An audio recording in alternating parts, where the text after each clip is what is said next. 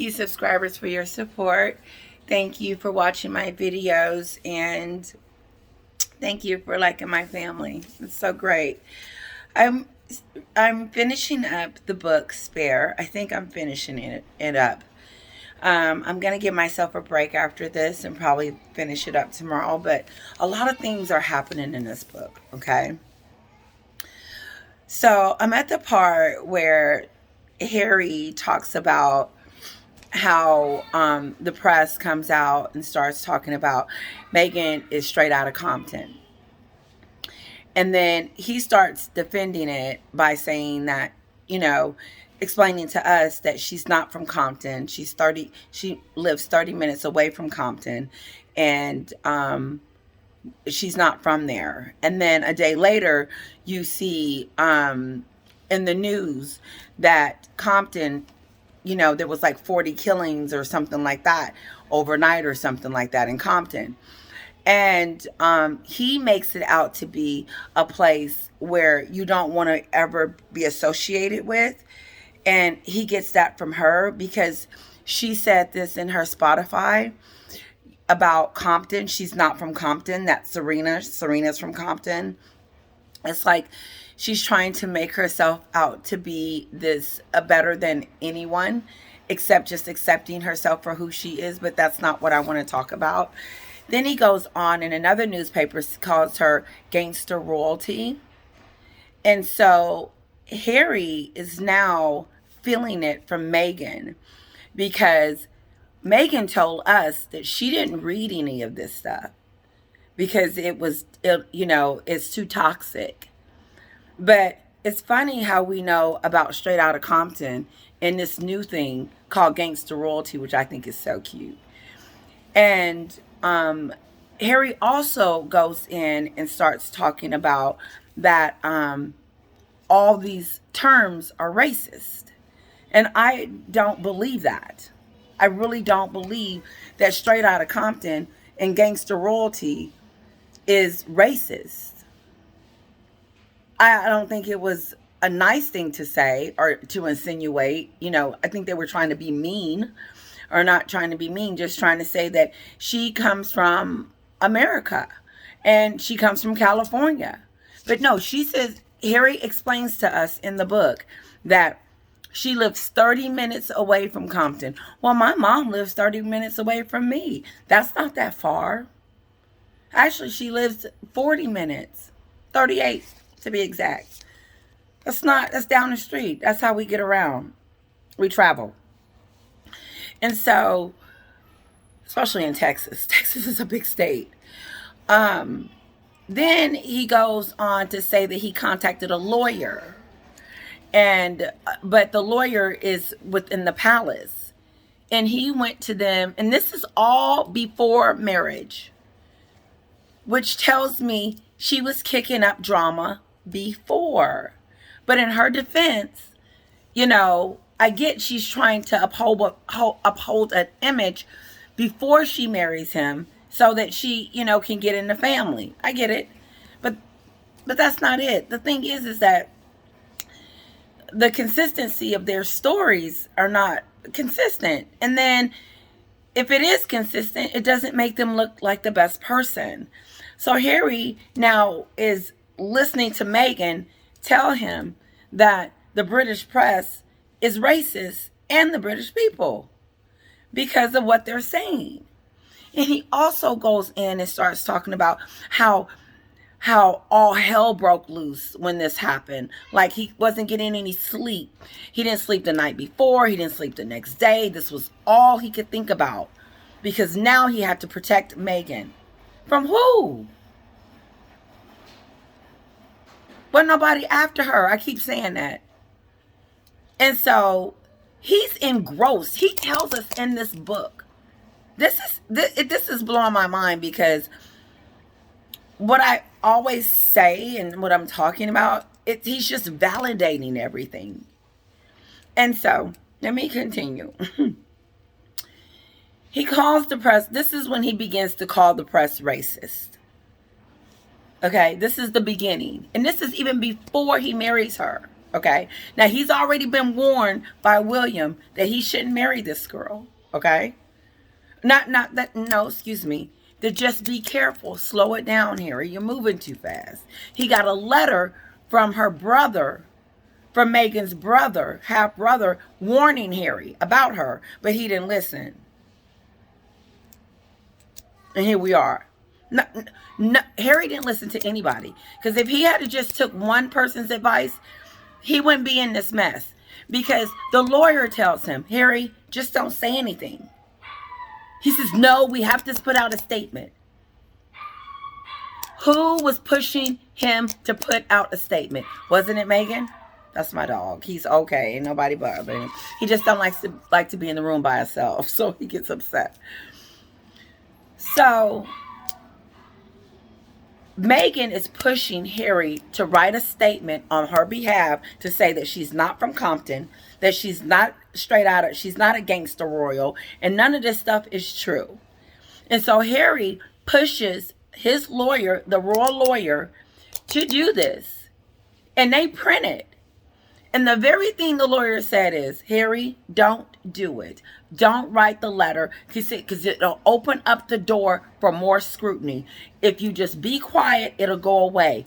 And I want to say over here in the United States, Meghan, nobody knew about the Compton statement. Compton, straight out of Compton. Nobody knew about the gangster royal, Harry. Nobody knew. All we saw is two beautiful people doing royal business, da-da-da-da-da. No, Meghan, to me, was starting the crap now. She was starting early in the beginning. And here's the kicker. Harry, as the day goes by, so they send out the letter. The lawyer sends out the letter. Backlash comes. Harry says that, they didn't take it well. They were not very friendly about the letter, and it didn't work. Okay. And so the family, Charles and the rest of them, starts hearing that he didn't made out a statement. And they let him know, we don't do that because of lots of reasons, Harry. That's what his dad was trying to tell him. Harry, we don't put out statements like that because all it does is just keep it going, or whatever the reason may be. But this is why you don't do it, Harry, because of the very reason why we're sitting here talking about you today. Okay? So after he pushed it and the lawyer told him not to, he pushed it and the letter was out, and then his family, William and Charles, is like, what have you done? This is not what we do. But Harry comes back and says, Father, what am I supposed to do? I love this woman. Talking about Meghan. I love her. I want to be with her. She's everything. She's all I got. And if I don't protect her, I'm going to lose her. So Meghan is putting stress on Harry. You can't tell me that she hasn't been. She wasn't. She was putting pressure on Harry to make him get the lawyer to put out a statement against everything that was said. Because she thought, this is what she thought. Here we catch it. She thought that as she was his girlfriend and whatever came their way, such as scrutiny, that the palace had the power to knock it down. That she was going to use them for that. Well, if they say I'm straight out of Compton, all you got to do is get your lawyers to say that that's not true. That's what she expected, and that's what she wanted, and that's what she got, because Harry made it happen. But Harry said that they didn't do that. Remember? Let's talk about that for a second, because according to the docuseries, Harry said that they threw her to the wolves, and they didn't accept her right away, and they was mistreating Meghan from the get-go. And they didn't want to help her out with the press, so they fed her to the wolves. No, Harry, what they did was they sent out a letter. The lawyer sent out a letter on your behalf and hers, telling the press to leave you guys alone. It backfired. Your father got involved, and he said, Harry, don't do that. It just stirs up stuff. The story will go away.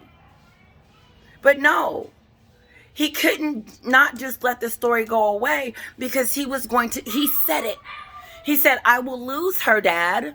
And I don't want to lose Meghan. Meg. Then one scene, they get into an argument or a disagreement.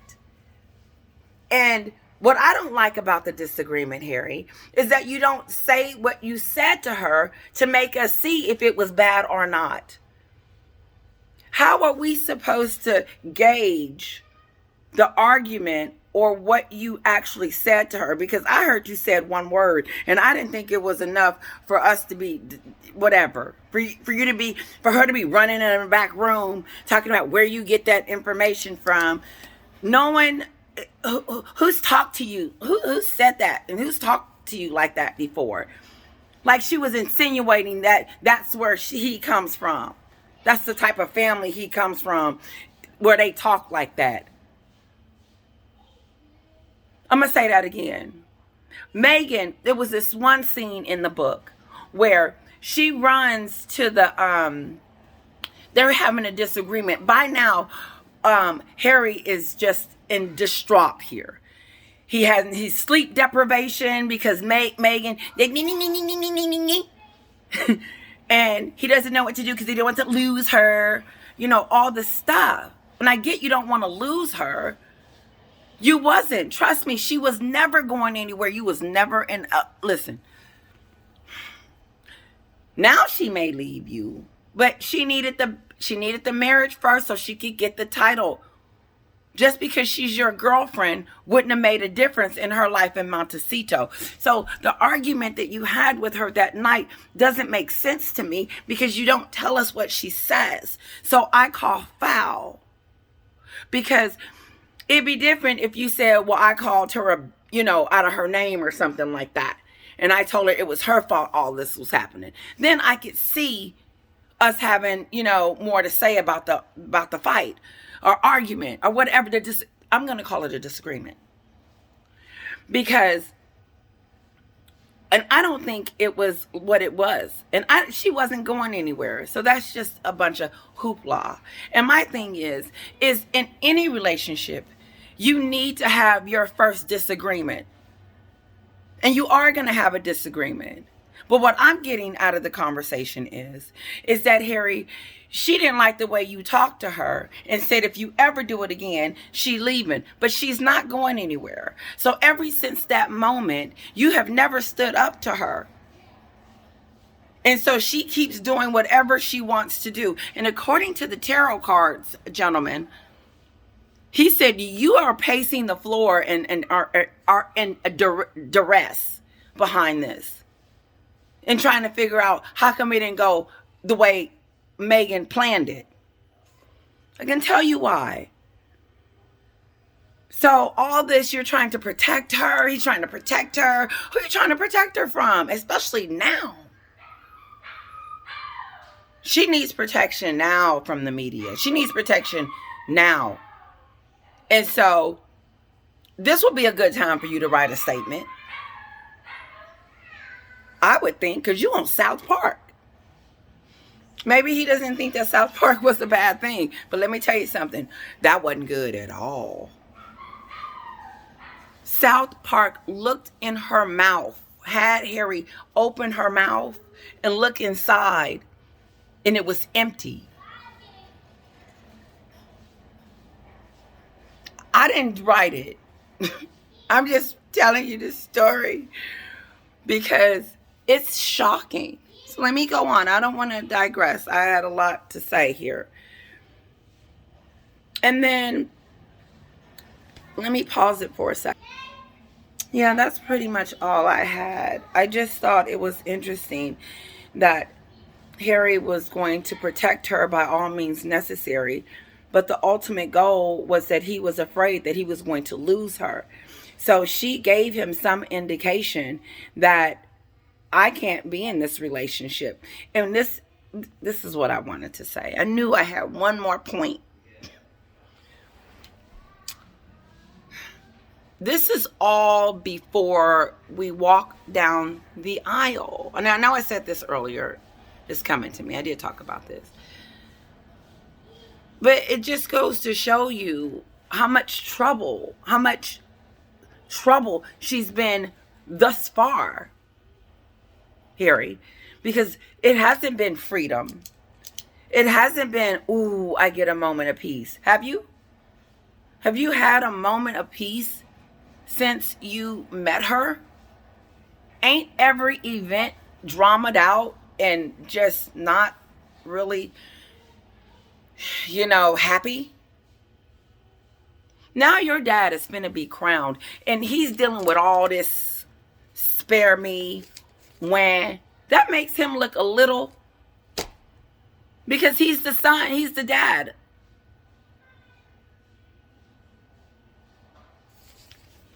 And once again, you and Meghan always make it about you. And you ain't got to say nothing, because you've said enough. You said enough in your book. This book is just, it is on that level of just highly disrespectful in every which way. You disrespect the Queen, your family, your father, the British people. I heard him say that he was embarrassed by the press. I'm not going to say he was embarrassed by the British people. I'm going to not say that, because I don't know if I heard that, but I know that he was embarrassed by the, whatever. For who? For Meghan? Like she was someone that you needed to impress? And I get it. There's nothing wrong with you wanting to impress her. But at what point, Harry, do you wake up and you say, oh my God, this ain't working out? It might be too difficult. I might not be up for this challenge. Because when did you guys have a conversation that it would be okay to go after the king, the queen, Princess and Prince of Wales? When did that come up about?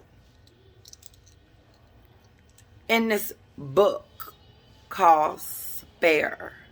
Then you dish yourself. Then you oh, I'm just the spare. I'm the spare when it's convenient, or a spare whatever. Like, no. This is here, and I'm gone because I done ran out of things to say. I'm mumbling. When Harry went and got the lawyer and said, lawyer, write the letter, sent the letter out, and they did what he asked them to do. How many more times did he want them to do that for her? Every time they came out with a story? Because after she got married, she was expecting it all the time. We need to put out a statement.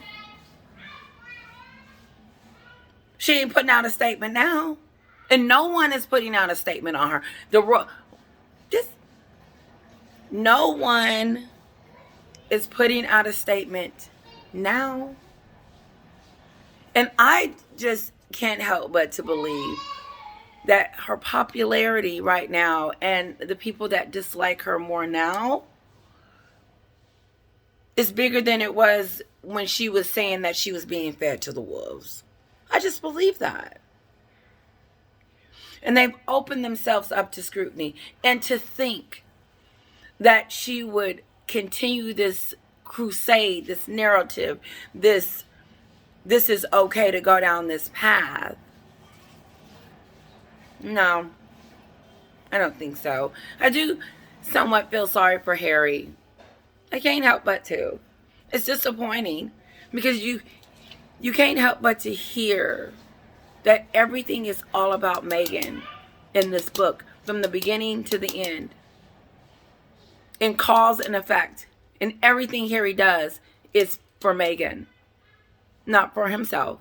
For Meg. Every scene, every moment, it's about her. What she wants. Is she okay? When he was getting married to her, he was standing up there at the altar, because I watched the wedding. And someone told me I need to watch it again. I may watch it tonight. But he turned over and he looked at his brother and he said, I hope she's okay, William. So it just goes to show you that Meghan put herself as the damsel in distress from day one. And trying to write her story when she walked in the door. By keeping family members away, by talking about them on live TV, and writing about them in a book, and having her husband literally decimate his family with words. Yeah, that's who you married, Harry. And he should be pacing. He should be trying to figure out what went wrong when you got on that airplane. There's a lot of times, but when you got on that airplane, I was like, dang it, there he goes. He no longer has his security, which is his family. His family is his security. William is his security. Your family is your security. You know, me and my husband was going to move to Houston. And I got COVID. And I was like, my baby had to go stay with grandma. And unfortunately, grandma got it after. But grandma was boosted up for real. Thank goodness.